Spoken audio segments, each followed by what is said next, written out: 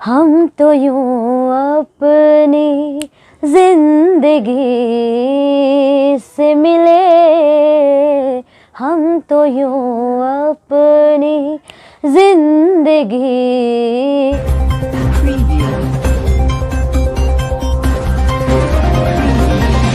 This program is brought to you by Sky Plus Multimedia Network. सितारों से आगे जहां और भी हैं, अभी इश्क के इम्तिहान और भी हैं। नमस्कार, आदाब, मैं कलाम अजनबी और आप देख रहे हैं स्काई प्लस न्यूज़। नाजरीन, कहते हैं अल्लाह जिसको देता है छप्पर फाड़ कर देता है। कुछ ऐसा ही हुआ जब एक गरीब मछली कारोबारी की एक मामूली सी लड़की ने अपनी मेहनत और लगन के बूते पर इंडियन आइडल से मुल्क के नामचीन स्टेज पर अपनी जगह बनाई और रातों रात कटिहार ही नहीं मुल्क भर में अपनी आवाज़ का जादू जगाते हुए लोहा मनवा लिया। जी हाँ, मैं बात कर रहा हूँ कटिहार के गरीब ख़ानदान में पैदा हुई 7 भाइयों की इकलौती बहन और माँ बाप की लाडली सितारा परवीन की। आइए मिलते हैं सितारा परवीन से और जानते हैं कि उनके लिए यहाँ तक पहुँचना कितना मुश्किल था और आगे किन मुश्किलात से गुजरना पड़ सकता है। बजाना और बचपन से ही मुझे कुछ बड़ा बनना है, प्लेबैक सिंगर बनने की ख्वाहिश है और बहुत बड़े मंच पे जाके खुद को प्रेजेंट करना है। बेटी के साथ में सोबत हुआ, उसी का साथ में ही अपना कोशिश ज़्यादा जारी रखा। हम लोग तो समझे कि अच्छा कोई बात नहीं, लड़कपन है। मेरी संगीत का आगाज़ भारती रानी एक मैम है, उनकी बेटियां गाया करती थी पहले। तो सबसे पहले मैं हारमोनियम वहीं पे देखा मैंने। मैं वहाँ पढ़ने जाया करती थी तो मैंने हारमोनियम देखा और उन लोगों को गाते हुए देखा। तो मुझे अंदर से मुझे भी वो फीलिंग्स आने लगी कि मुझे भी गाना चाहिए। तो इसी तरह मैंने वहाँ पे शुरू किया और फिर धीरे धीरे मैं संगीत की तालीम लेना शुरू की। एक ऐसे माहौल में जहाँ पूरा इस्लामी कल्चर आपके ऊपर हावी है, आपके घर का माहौल बिल्कुल ही इस्लामी है, ऐसे माहौल में आपने संगीत की शिक्षा लेना अच्छा समझा, तो क्या आपको कहीं पर कोई दुश्वारी पेश आई क्या? जब तक छोटी थी तो सभी का सपोर्ट था और कुछ भी मतलब इधर उधर से कुछ सुनने को नहीं मिलता था। बिल्कुल एकदम फ्री होके रियाज़ करती थी और प्रोग्राम्स वगैरह करती थी। लेकिन जैसे जैसे बड़ी हुई तो और भैया हाफिज़ है तो इस वजह से भी बात उठने लगी समाज में और बहुत जगह से न्यूज़ आने लगी कि ये नहीं होना चाहिए, गलत है, ये सब चीज़ें बंद करो। तो इससे हमारे फैमिली का दबाव होने लगा मुझ पे भी कि नहीं होना चाहिए, ये बंद करो। तो बहुत सारी मुश्किलें आई लेकिन मेरे हैदर भैया ने मुझे सपोर्ट किया, हर कदम पे मेरे साथ खड़े रहे, जिनके वजह से आज मैं यहाँ आई हूँ आइडल के मंच पे। आपके वालिद साहब एक मछली के कारोबारी हैं और ऐसे माहौल में एक मछली के कारोबार के घर से निकल करके यहाँ तक जाना, और जब आपको पहली बार ये पता चला कि आपका सिलेक्शन, आपका इंतखाब इंडियन आइडल के लिए हुआ है, तो कैसा महसूस कर रही थी आप? बहुत मुश्किल रहा मेरे लिए, हर मुश्किलों का सामना करना और उसके बाद बहुत मुश्किलों से यहाँ तक आई हूँ क्योंकि अब्बू का बिज़नेस वैसा चलता है नहीं।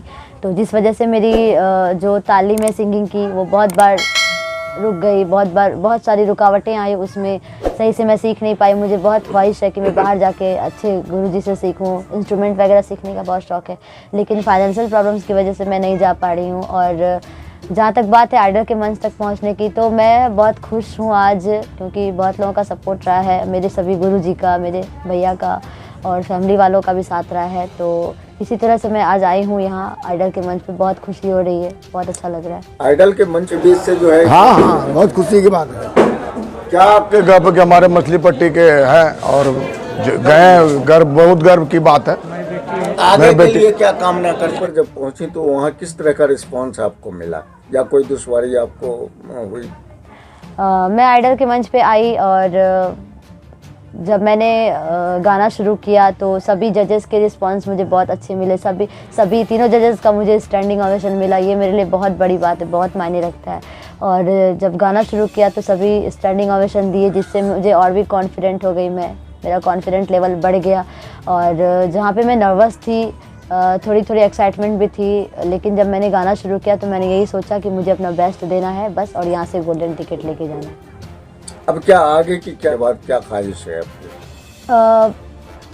मेरा जैसे कि मैंने बताया, मुझे बचपन से ही शौक़ है गाने बजाने का, मुझे प्लेबैक सिंगर बनना है। तो अब आगे मुझे बस मैं अपने रियाज़ पे फोकस करूँगी और बहुत ही अच्छे से मेहनत करूँगी, और क्योंकि मुझे नेक्स्ट टाइम बिल्कुल भी आइडल बन के ही निकलना है, तो इसीलिए मैं आगे अच्छे से कोशिश करूँगी, बहुत सारा मेहनत करूँगी। ये गज़ल या गाना जो आपने सुना था,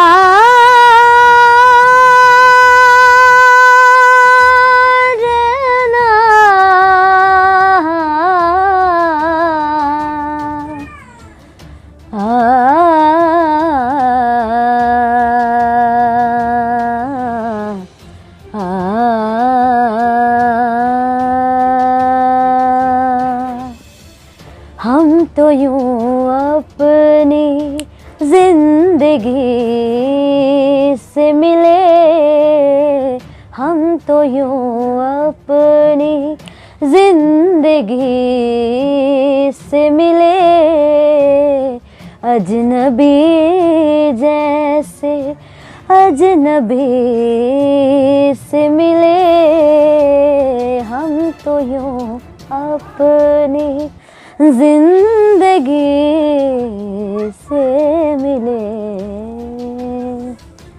की हालत है जो हमारे समाज की स्थिति है, आपकी तरह बहुत लड़कियां ऐसी हैं जो घरों में कैद हैं, उनके पास सलाहियत है लेकिन वो मंजर आम पर नहीं आ रही हैं। ऐसी लड़कियों के लिए आप क्या पैगाम देना चाहेंगे? मैं स्काई प्लस न्यूज़ के ज़रिए से सभी उन तमाम लड़कियों को संदेश देना चाहती हूँ जो सही दिशा नहीं चुन पा रहे, आगे नहीं बढ़ पा रहे, और उनको, उन सभी गार्डियन को रिक्वेस्ट करना चाहती हूँ कि प्लीज़ अपनी बच्चियों की फीलिंग्स को समझे और उसे सपोर्ट करें, उनका साथ दे। वो जिस भी लाइन में आगे जाना चाहती है प्लीज़ उनका साथ दे, साथ बनाए रखे, मुझे उनका हौसला अफजाई करे, और वो आगे जिस भी मुकाम में जाना चाहती प्लीज़ उनके साथ हर कदम से कदम मिला के चलिए और उनको वहाँ तक पहुँचाइए। इंशाल्लाह ज़रूर एक दिन वो सबका नाम रोशन करेंगी और सभी माँ बाप का, पूरे देश का, देश भर में अपना नाम रोशन करेगी, एक अपना ज़रूर छाप छोड़ेगी। क्यों जब आपको ये पता चला कि इनका सिलेक्शन इंडियन आइडल में हुआ तो आप क्या महसूस कर रहे थे? स्वाभाविक सी बात है, जब किसी भी घर में या भी किसी की बहन हो या भाई हो, अगर उसका इंडियन आइडल जैसे मंच पे उसके घर से किसी का सिलेक्शन होता है तो बहुत ही गौरवान्वित की बात है। और मुझे भी बहुत गर्व हुआ कि मेरी बहन जो कि इतनी छोटी से माहौल से आती है, इतने छोटे से जगह से, कटिहार जैसे छोटे से गली से आती है और ये इतनी बड़ी मंच पे पहुंच गई, बहुत ही फ़ख्र की बात है और बहुत ही अच्छा लगा। एक सवाल ये उठता है कि आपका जो कल्चर है वो फुल्ली इस्लामिक कल्चर है, ऐसे माहौल में किन चीज़ों का सामना करना पड़ा आपको?